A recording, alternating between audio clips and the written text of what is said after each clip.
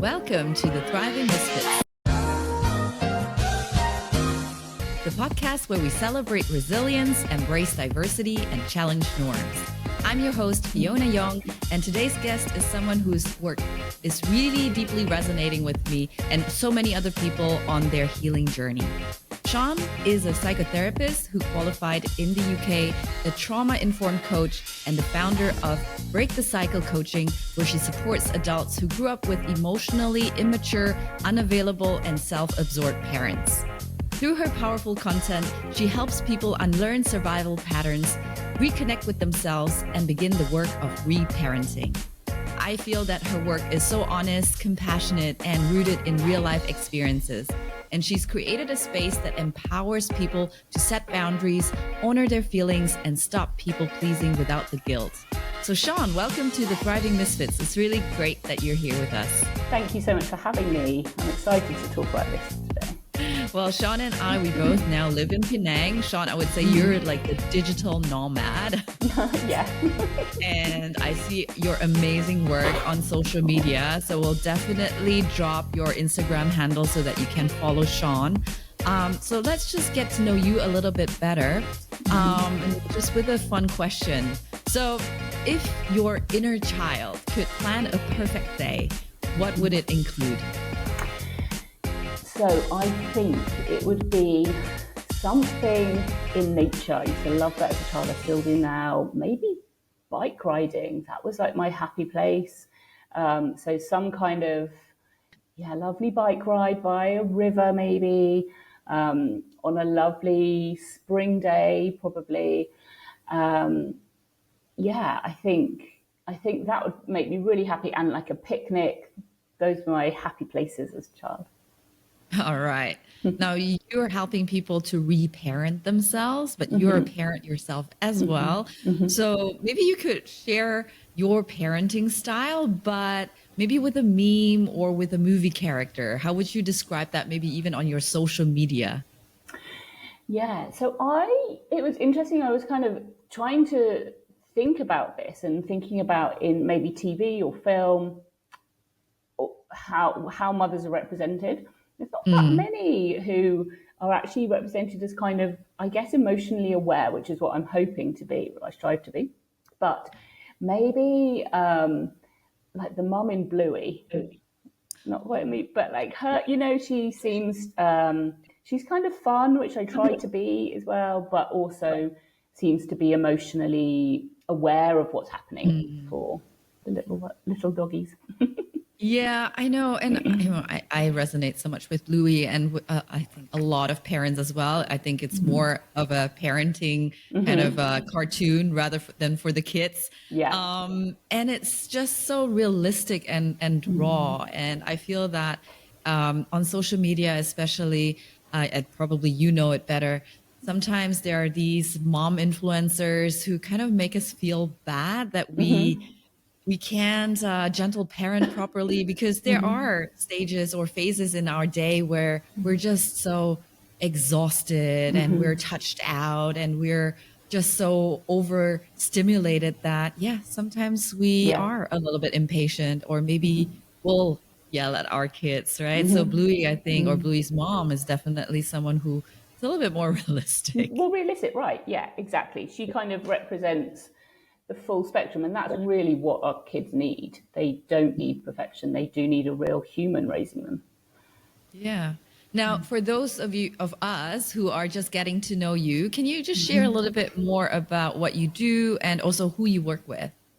Yeah, so I'm a psychotherapist, and so about 6 years. So I used to work in the NHS in London, and I did private practice, but about 6 years ago, after I had my daughter, I started Break the Cycle Coaching. So I help people all around the world with my online courses and my memberships. And I do also have a professional training at the moment that I'm running as well.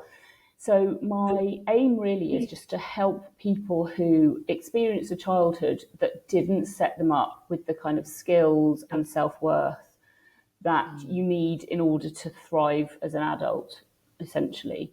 So it's, I'm hoping to kind of bridge the emotional gap that some people were left with.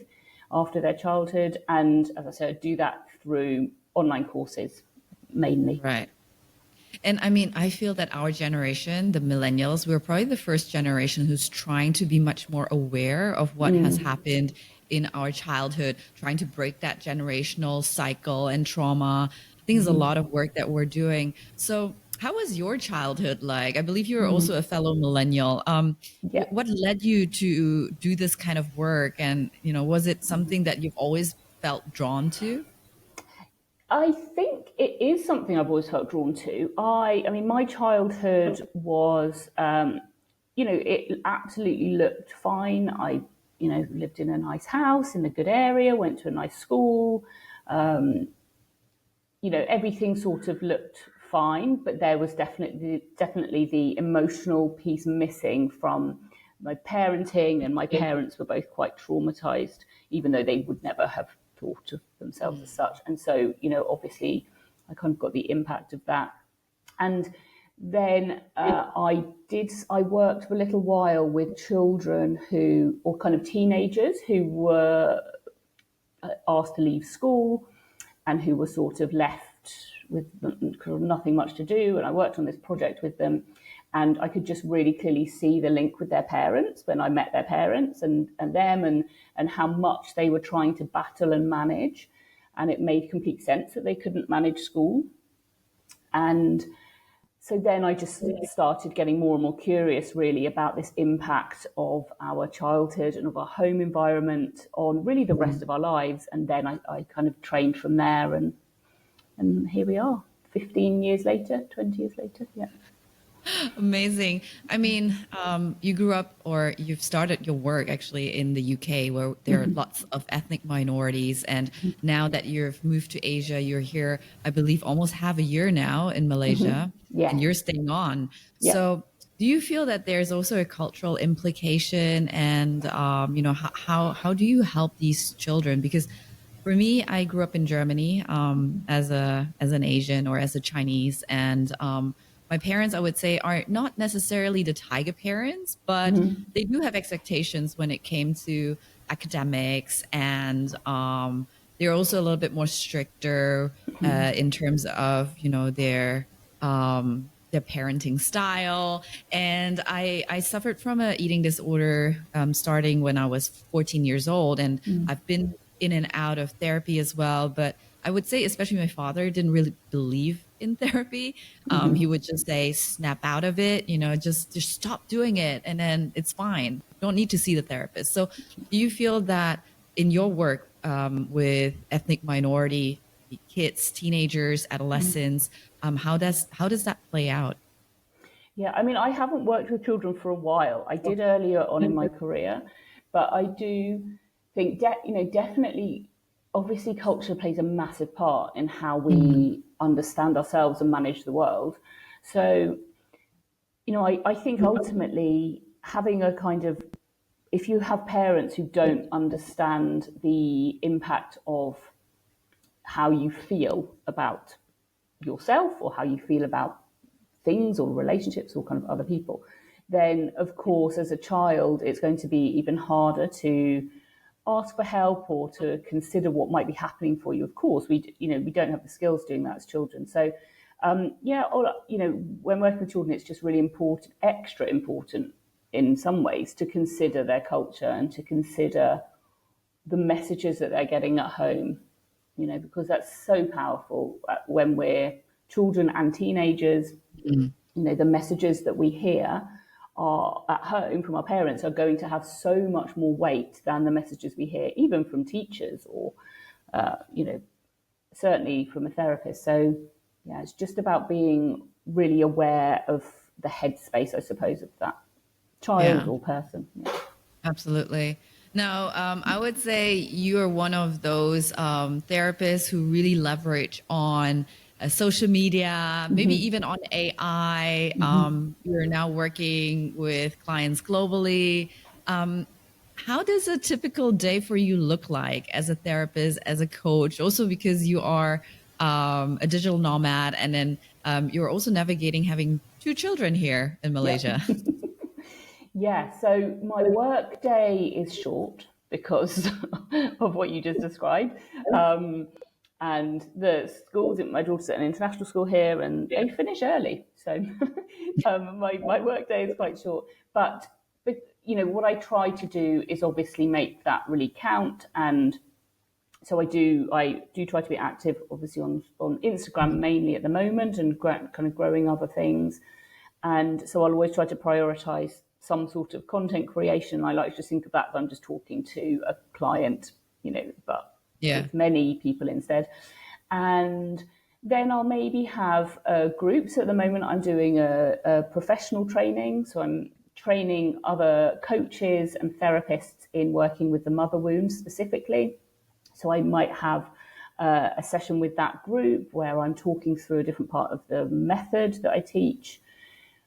And also at the minute, I'm running another group, which is also a mother wound group, but for women kind of healing that themselves.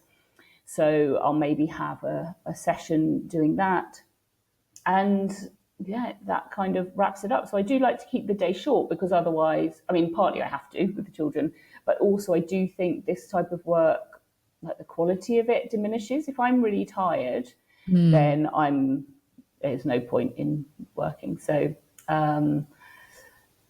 that's probably about it. I have kind of those group sessions, content creation, emails, and I'm done.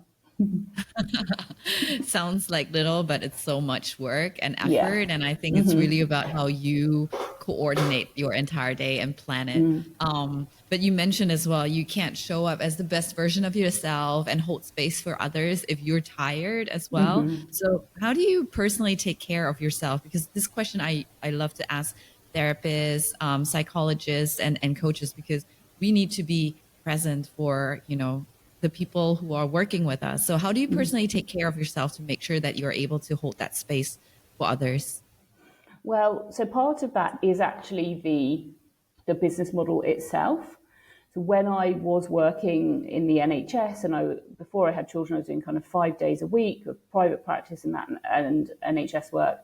And I found it incredibly difficult to look after myself. So this is a big part of why, since having children, it's at more of a, I suppose I'm not taking on other people's trauma in the same way by kind of producing content that goes out, if that makes sense. I'm kind of not sat with it in the same way. So that the whole business model really was partly in consideration of my own self-care and being able to do this long term, which I do want to do. And also I make sure that I'm not pushing myself, because if I push myself and don't get enough sleep, don't get enough just kind of white space, I call it, where I'm doing nothing much, or I'm, just with the kids playing or chatting, whatever we're doing. And if I don't get enough of that, then of course, if I'm showing up in my groups or I'm teaching something, then I'm not going to be kind of fully there. And I just like to keep a really tight eye on really how I'm feeling. I do what I call like an emotional, like a temperature check. Kind of, I do that quite a lot with myself, where I'm thinking, okay, how am I feeling? What do I need now? And I guess it's practicing what I preach, because I teach people that with self-mothering, self-parenting, that it's checking in. And I think, modern life is designed for us to not really do that. And if we've also not experienced parenting where we were asked frequently how we feel, then it's not natural, right? We kind of don't naturally build that relationship with ourselves where we're asking, how are you feeling? What do you need? So I do just try to do that myself. Oh yeah, practice what you preach, for sure. Now let's dive into that topic around immature parenting, because I think this is still a topic that, especially here in Asia, we don't really talk too much about it. So how would you define it in very simple terms, what immature parenting actually means?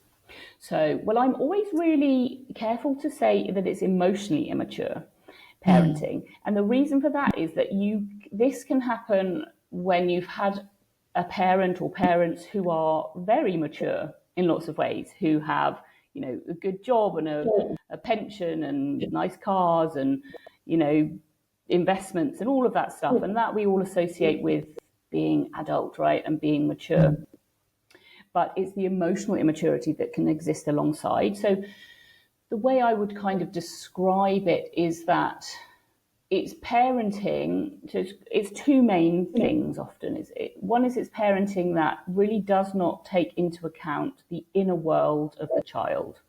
And so what that typically looks like is there's a big focus on behavior, there's a big focus on achievements, there's a big focus on kind of how the child seems, but there's not much, if any, focus on how the child is feeling. And that's the emotionally immature part, because that indicates a parent who is not able to probably do that for themselves. They're not able to really understand their own inner world. And so therefore that's kind of how they treat their child, I guess. And the other part of it is that with emotionally mature parenting, there can sometimes be this lack of really seeing the child as their own person.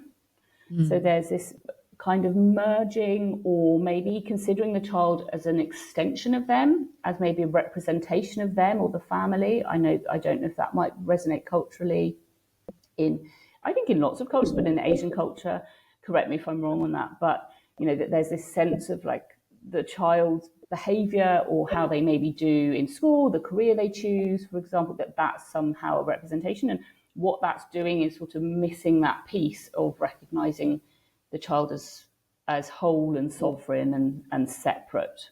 Of course we have connection with our children. Of course they need that. Of course we need to. But it's with emotionally mature parents, they're kind of also helping them to be independent at developmentally appropriate stages. And I think it's also about helping children to be the best version of themselves and not to be like a copy paste version. For example, I mean, I've seen that a lot where, let's say, parents, mothers, maybe they feel that they haven't really achieved their life goals, and then they try to project those onto their children, probably daughters especially. Yeah. Or, I mean, I sometimes also feel that's happening with my father, because it's not that he grew up in poverty, but he didn't have as much. So then when we are now spending money, not necessarily lavishly, but we're trying to have a bit of fun, inviting them maybe on holidays, he tends to feel that we're wasting money. So it's kind of like, if I didn't have it, I don't want you to have it as well. There's a bit of contradictory thing here going on. Yeah. So what you've just described is that sort of not, because he might feel that, think that might absolutely be not how he would spend his money, but there's maybe that piece missing of the fact that you are your own adult woman. You are kind of completely in charge of your finances and so on. So that's a really good example. And if we imagine that transferred but to a child who obviously now as an adult, presumably you can kind of say, you can defend yourself, or you can just say nothing much, or you can just nod along, or whatever, but ultimately you can do what you want to do. Whereas obviously as a child, as an adolescent, children, there's not that flexibility or that freedom. So and that's where it can get difficult. Yeah. I mean, I noticed that since we have a child, and me and my husband, we've been together for 20 years. Obviously, there's a huge shift in terms of our relationship, and it always takes two to parent a child, usually, right? Most of the cases. You particularly work with couples as well, because let's say as a mom, I'm very aware that I might be emotionally immature. I would come to you, but what about our partners? Doesn't even have to be our spouses, right? But our partners or co-parents. Yeah, it's a good question. I mean, I don't work with couples specifically. It's kind of a separate training, separate kind of way of thinking about things. But no, it's a good point, because obviously if you might be working on yourself, but then your partner isn't, or you're not aligned. And that's really challenging. And I think also the more one partner maybe does work on themselves, then the gap can get bigger. Obviously, ultimately, we can only control ourselves. We can only manage ourselves. We can't change other people. And I think if you've got one parent who is generally speaking, present and, asking the child how they're feeling and thinking about their behavior in terms of what's happening internally, not just what it looks like and all of that kind of stuff. That is a huge buffer, even if the other parent is not doing that. And it's rare that children will get two completely aligned parents. And, I think that even just one can really be a really solid attachment and buffer for that child. So Right. it's one is wasted as such. Yeah. I mean, one is better than no one. Yeah, But absolutely. I can imagine it tends to be extremely tiring and exhausting for the parent who is emotionally mature or emotionally aware of what's going on, and they're very consciously trying to break the cycle. And then you have a partner or a co-parent who is not doing that. So it gets, I would say, extremely exhausting. Definitely.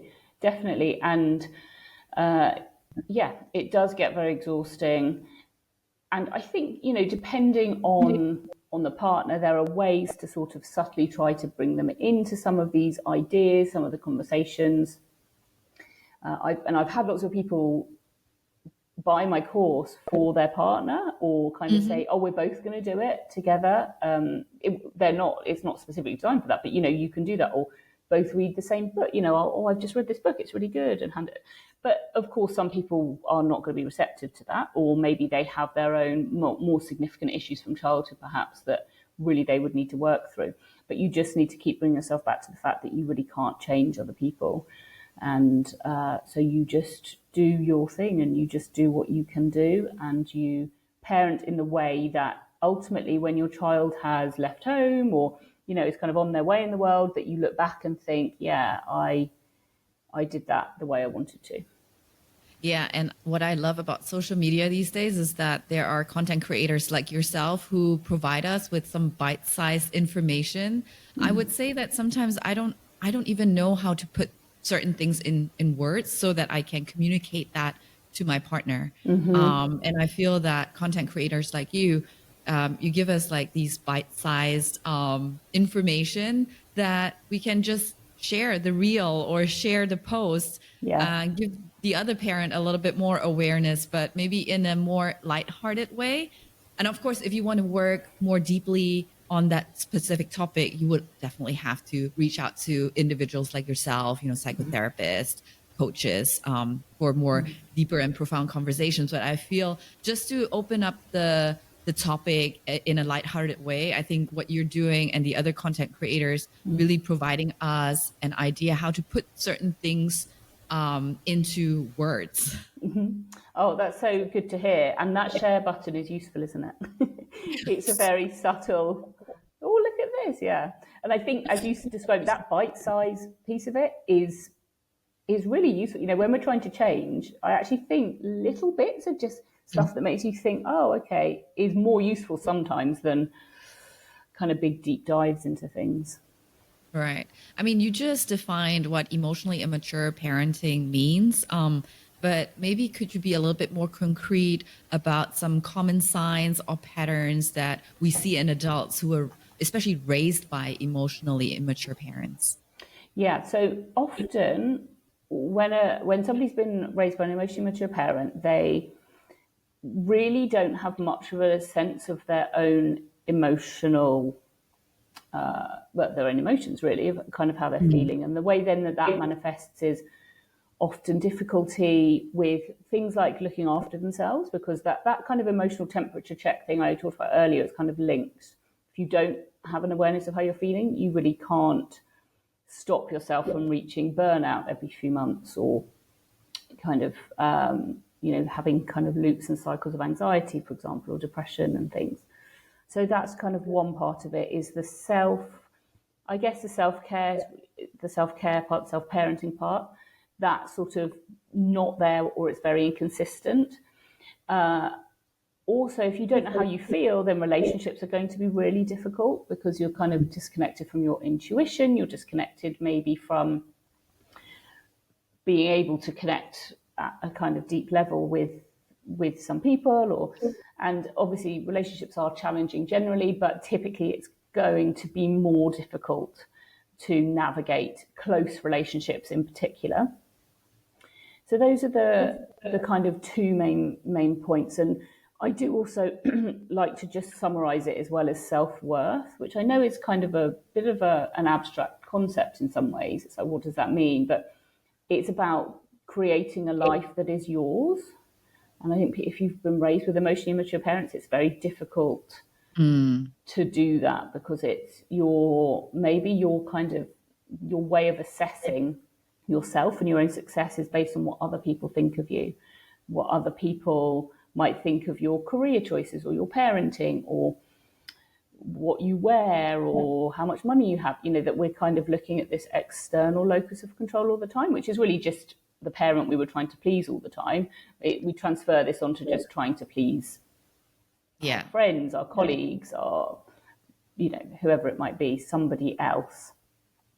So I know that there's not one thing, but the way typically it's emotional awareness, it's relationships, and it's self-worth. Yeah, and I like that you mentioned about people pleasing, right? Or even trying to seek validation, external validation, whether it's from your parents, and then it will probably project onto, in the workplace, onto your managers and your bosses, maybe even your colleagues. So yeah, I think that's really important that we're more aware of our emotions and don't shy away from it, and that it is okay how we feel. Now, you also spoke a lot about the mother wound, which I would say is a quite new terminology, especially for me.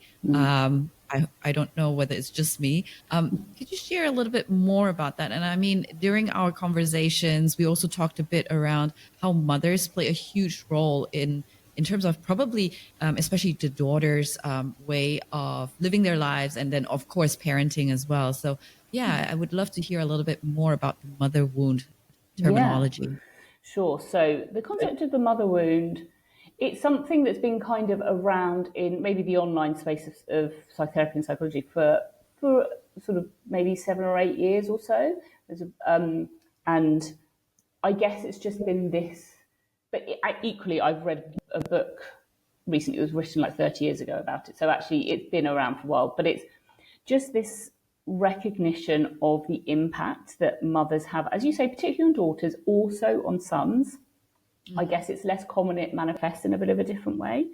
But if we just think about the mother-daughter dynamic, just for ease at the moment, so it's really just recognizing that, we look to our mothers for validation and confirmation that we are acceptable.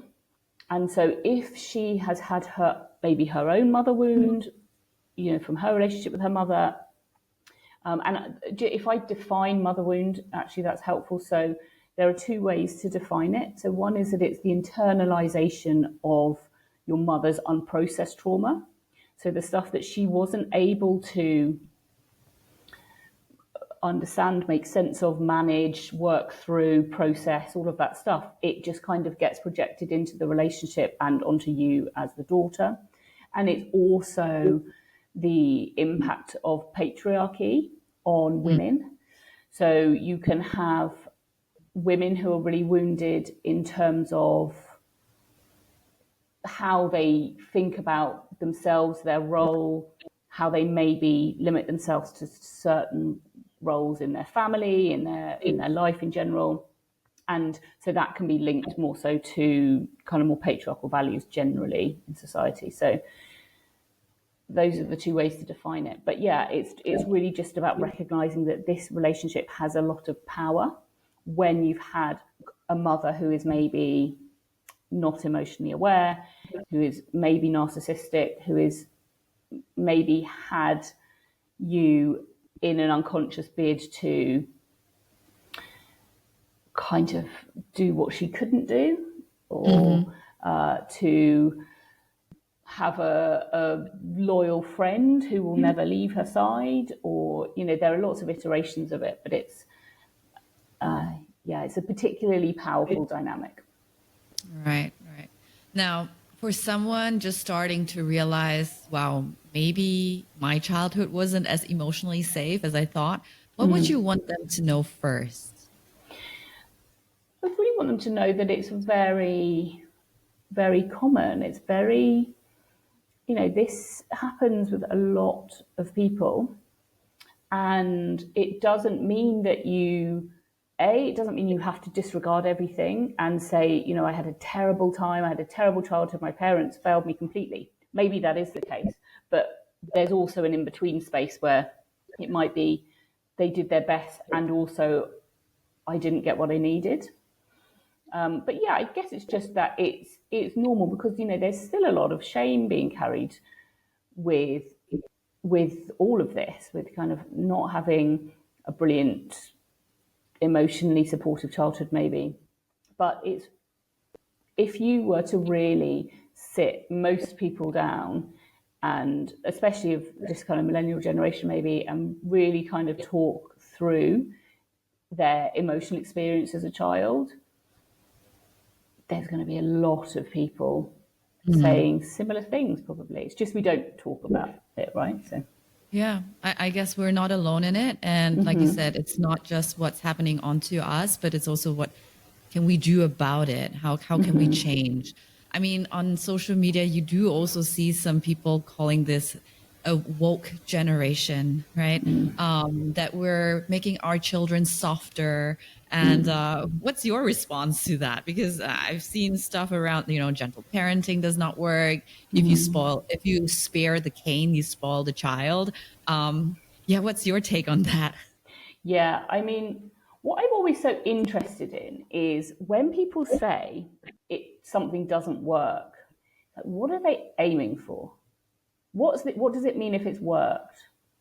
What does that look like? What does that mean? Because I think, first of all, for every parent, that's a different thing. And second of all, we're not really meant to be approaching parenting with this idea of a certain outcome for our child, because that is trying to play God with our child. That's kind of trying to say, well, if my parenting has been good, then this is what is going to happen.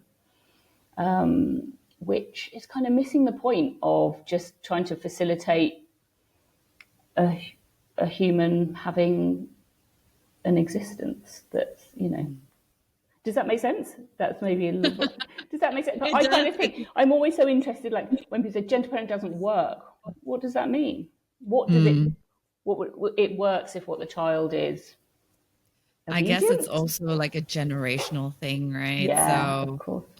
That control that, let's say, the baby boomers have over their children, and that their children are us millennials trying to break that cycle. Yeah. And then we're trying to maybe, I guess it depends as well. I do see that certain millennials, like in our generation, are trying to overdo it to the other spectrum, right? So it's not gentle parenting anymore. It's, I think, what I believe is called permissive parenting. Yeah. So that's very different, right? But I think it's more that the older generations feel that we're making our children too soft. Yeah. I mean, soft children sounds lovely to me. I don't know. To me, that sounds very lovely. Why would you not want a soft childhood? A kind person, right? I think that's something. Yeah, that's it's something really, Yeah, I think ultimately it's just about having a respectful relationship with another human being. It's really no different than, what we want as partners or what we want in our friends. Obviously, with children, yes, we also have the added bit we're putting in those boundaries.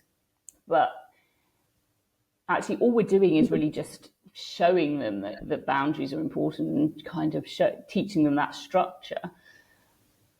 Apart from that, it's just a respectful relationship with another human. That's all we're aiming, that's all that we need to be aiming for. And that is my understanding of gentle parenting. But then, as you say, there is permissive parenting, which is not the same thing. That's a sort of completely different dynamic where those boundaries have maybe broken down. Yeah, absolutely. Well, Sian, I loved our conversation today. I believe we could speak for hours on this. Yes, I know. Lots of controversial topics as well. But, it's clear that your work is not just a job. It's not just a profession. It's really a mission to help people heal from their deep wounds caused by immature, emotionally immature or unavailable parents. So through Break the Cycle coaching, Sian is creating real change by guiding adults towards healing, empowerment, and self-discovery. So if you've been touched by this conversation, I encourage you to take action today. So head over to Break the Cycle coaching. We're going to share Sian's Instagram as well. And just explore how Sian can maybe support you in breaking free from the cycle of emotionally immaturity and rebuilding a healthier relationship with yourself and maybe even with your child. So Sian, thank you so much for being here today, for your incredible insights and also for sharing the important work that you do. And to all our listeners, if this episode resonated with you, please take a moment to subscribe to the Thriving Misfits so you never miss an episode.